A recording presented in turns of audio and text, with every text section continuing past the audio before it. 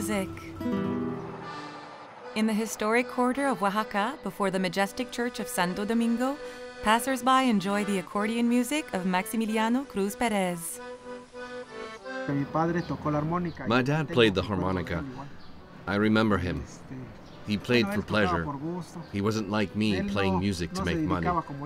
He didn't play shows for companies or for gatherings. No, he always just played for pleasure.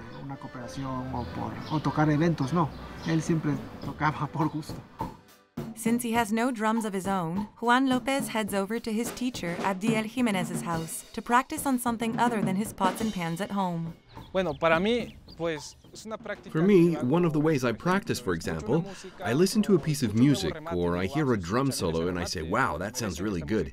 So I take my drums and I begin to imitate it. I begin to practice that rhythm, I memorize it well, and then, when the time comes for me to play with the band, I show them what I've learned.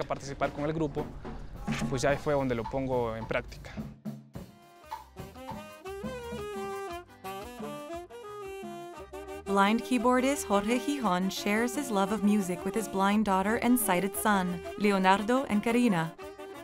I really liked the sound of the saxophone, though I couldn't really say what it reminded me of. They formed an orchestra at school, and that was when I told my mom that I wanted to start learning music.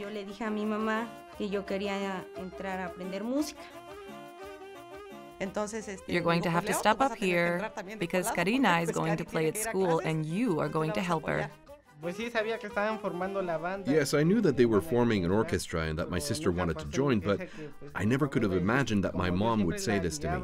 But I always looked after her and took care of her. We spent all of our time together and I always supported her, so my mother told me that I would have to join the orchestra too to assist my sister. And that was how, little by little, we began to learn and we were assigned our instruments.